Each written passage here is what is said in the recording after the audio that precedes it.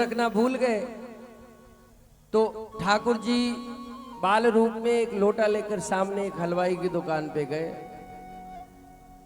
तो बोले कि दूध पिलाओ, तो उसने कहा कि ठीक है पैसे लगेंगे। तो बोला हाँ ठीक है, ये मेरे पास लोटा है, वो शायद सोने का था। ठाकुर जी ने कहा ये रख लो और मुझे दूध पिला दो। अब हलवाई ने सोचा कोई ऐसा बालक होगा, और लोटा उसने रख लिया। उसे लालच आ गई, लोटा सोने का था।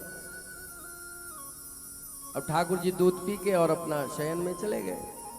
अब सुबह जब मंदिर का पट खुला तो लोग लोटा ढूंढने लगे कि भी लोटा कहां गया। तो जब बात हलवाई तक भी पहुंची तो हलवाई तो फिर भौचक्का रह गया कि अब तो मेरे ऊपर चोरी का इल्जाम लग जाएगा, ये लोटा तो मेरे पास है।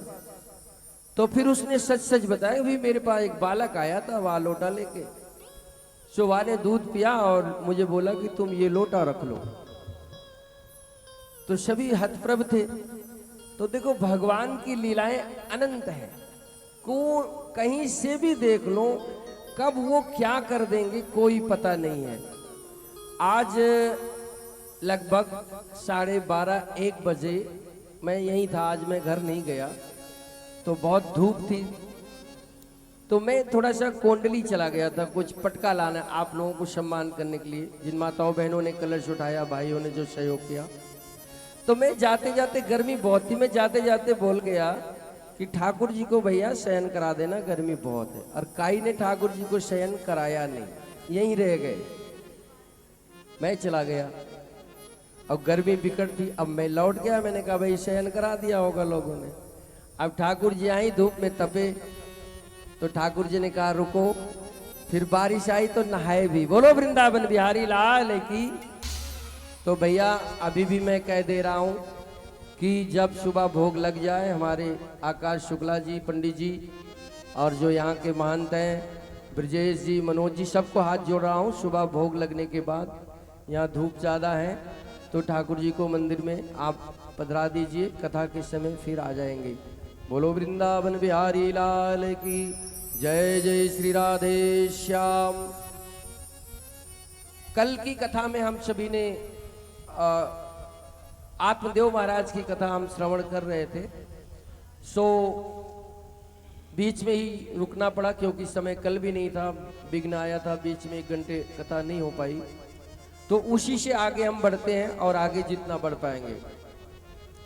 तो मुझे आशा है कि आप सभी को प्रसंग याद होगा। कितने लोगों को याद है? 1 2 3 4 5 6। अच्छा, सबको याद है, ये बहुत अच्छी बात है। एक बार ताली बजाओ अपने लिए, बहुत सुंदर।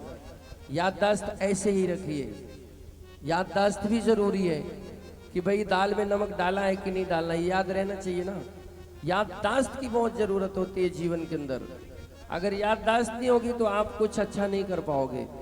जो हमें एजुकेशन दी जाती है वो क्यों दी जाती है? एजुकेशन का मतलब क्या होता है? हमारा जो ब्रेन है ना, ब्रेन, ये ब्रेन डेवलप होता है एजुकेशन से। 20-25 साल 30 साल तक हम लोग पढ़ते रहते हैं। ब्रेन में रील्स होती है, वो रील धीरे धीरे मेमोरीज को बढ़ाती हैं, और जो जितना पढ़ा लिखा होता है वो उतना आगे जाता है। क्यों? क्योंकि उसका ब्रेन उतना डेवलप हो जाता है। तो याददाश्त भी रहना बहुत जरूरी है। किसको आपने क्या कहा याद रहना चाहिए, कौन सा सामान कहाँ रख दिया याद रखना चाहिए, कितनी साड़ी इस अलमारी में याद रहना चाहिए, कितनी उसमें है, याद तो होना चाहिए ना। तो ये बहुत सुंदर बात है कि आप सभी को प्रसंग याद है, उसी से हम आगे बढ़ते हैं। आत्मदेव जी के घर में संतान पैदा हुई, खुशियां मना रहे थे, और जब गौशाला में जाकर के उन्होंने देखा तो गाय माता ने भी एक बच्चे को जन्म दिया था। आत्मदेव जी बहुत प्रसन्न हुए। गाय माता ने बछड़े को नहीं, बच्चे को जन्म दिया था, क्योंकि उस संत का फल गाय माता ने खाया था। सब कुछ मनुष्य का शरीर, कान गाय माता के ऊपर गए थे।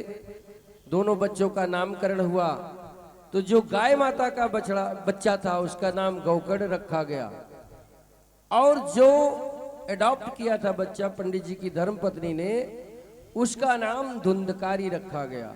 देखो ये कैसा नाम है, धुंधकारी।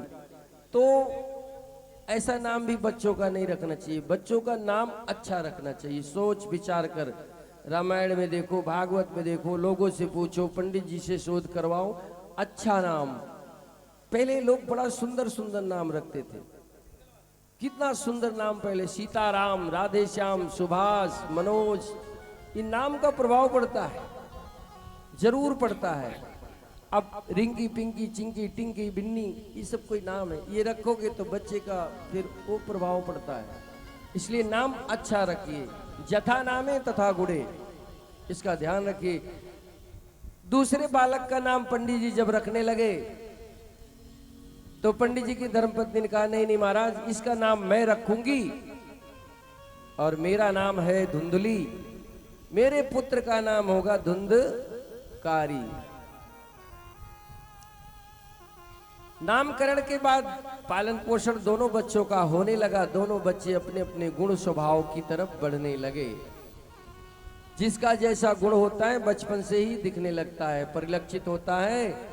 होनहार बिरवान के होत चीकने पात। अगर बिरवा अच्छा होगा तो बचपन में ही, जब छोटा होगा तभी उसकी पत्तियां, कोपलें सब अच्छी होंगी, तंदुरुस्त होगा। अब जो बच्चा गाय माता का था, गौकर्ण, उसका ध्यान पढ़ाई लिखाई, स्वाध्याय, पूजा पाठ, भजन संध्या में था। और जो दूसरा बच्चा था वो धीरे धीरे धीरे जब बड़ा हुआ तो कंचे खेलना शुरू किया, और बड़ा हुआ तो ताश के पत्ते खेलना शुरू किया, और बड़ा हुआ तो जुआ खेलना शुरू कर दिया, और बड़ा हुआ तो फिर ड्रिंक वगैरह भी शुरू कर दिया, और बड़ा हुआ तो वेश्यावृत्ति शुरू कर दिया। 2-4 कुत्ते पाल लिया, उनको ले जा करके वन में दिन भर शिकार करता और जंगली जीवों को मार करके, भून करके उन्हें जंगल में खाता। जितने अधर्म के काम थे वो सारा उसने करना शुरू कर दिया। अब पंडित जी के पास भी बात पहुंचने लगे कि आपका बेटा तो ऐसे ऐसे कर रहा है। पंडित जी क्या बोले, शर्मिंदा हो जाते थे। फिर उन्हें यह बात समझ में आई कि संत जी ने मुझसे कहा था कि संतान के लिए परेशान मत हो, अगर भगवान ने नहीं दिया तो कोई उनकी इच्छा होगी। पूजा पाठ करो, भजन करो, भगवान का सुमिरन करो। लेकिन मैं माना ही नहीं, इसने मेरी रही से ही इज्जत मिट्टी सब मिट्टी में मिला दिया। एक दिन उसने पंडित जी को भी अपमानित कर दिया। जब जवान हुआ तो पंडित जी को बहुत बुरा लगा। अगर बेटा बाप का अपमान करे, एक बार को सम्मान ना करे तो चलेगा, लेकिन माता पिता का अपमान यदि कोई संतान करती है तो इससे बढ़कर दुख संसार में शायद कोई दूसरा हो। तो भगवान करे कि सबकी संतान लायक हो, सबकी बहू बेटियां बेटे लायक हो, बुढ़ापे में सम्मान करें, 2 रोटी का आधार बने, सेवा करें। इसीलिए तो हम बच्चे जन्मते हैं, इसीलिए तो उन्हें पालते हैं। तो पंडित जी को बहुत दुख हुआ और वो अपने जो दूसरा बेटा था गौकर्ण, उसके पास गए। वो संत वृत्ति का था। उससे उन्होंने पूछा कि आज धुंधकारी ने मेरा अपमान किया, मेरे ऊपर हाथ तक उठाने की कोशिश की, तो अब मुझे बताओ कि मुझे क्या करना चाहिए। तो गौकर्ण ने कहा, पिताजी ये शरीर हाड़ मांस का एक पुतला है और ये संसार, ये माया, ये परिवार, ये मोह का बंधन है। जितना संभव हो जाए मनुष्य एक समय के बाद, अंत समय में, चौथेपन के अंदर अपनी माया को थोड़ा मनुष्य को कम कर लेना चाहिए, थोड़ा वैराग्य की तरफ बढ़ना चाहिए, परिवार से मोह को काट करके परमात्म तत्व का चिंतन करना चाहिए। तो आत्मदेव जी ने कहा, पुत्र मुझे इतना ज्ञान नहीं है, मुझे एक बात बताओ निश्चय पूर्वक कि मैं क्या करूं। गौकर्ण जी ने कहा, पिताजी मेरे विचार से आप घर का त्याग कर दीजिए, वन में चले जाइए और जा करके भगवान का भजन करिए और अपना जीवन सफल बनाइए। आत्मदेव ने अपने पुत्र गौकर्ण की बात मान ली, वन में चले गए और वहां जाकर के भजन किया। समय आने पर शरीर छूट गया, परम धाम को चले गए। इधर पंडित जी की धर्मपत्नी ने झूठ बोला था तो उसको ज्यादा भोगना था, अब वो भोग रही थी। पिताजी चले गए थे, गौकर्ण भी चले गए तीर्थ यात्रा पर। घर में धुंधुली बची और धुंधकारी बचा।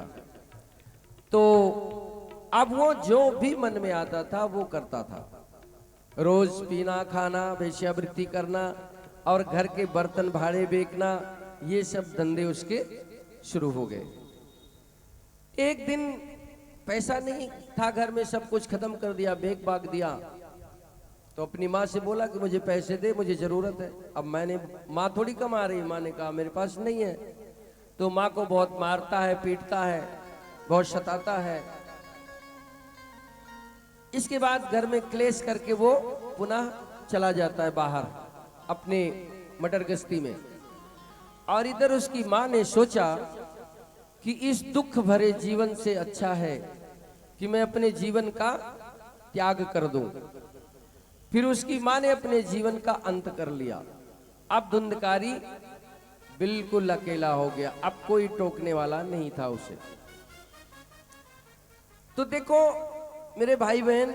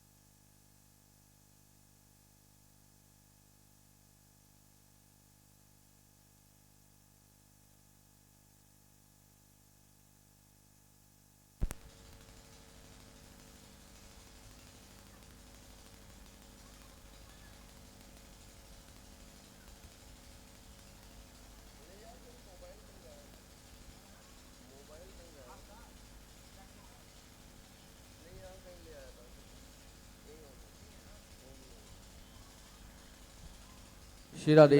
ओम नमो नारायण। रिदम बिगड़ गई, एक बार एक भजन गा लो फिर पढ़ेंगे।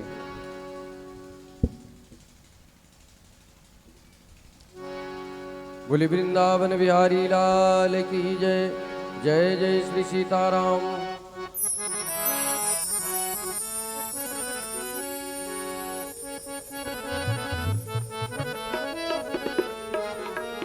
लेकिन ताली का साथ देना, हमें भी अच्छा लगता है, थोड़ा हौसला बढ़ता है। ठीक है, सभी ताली जरूर बजाना। और मुझे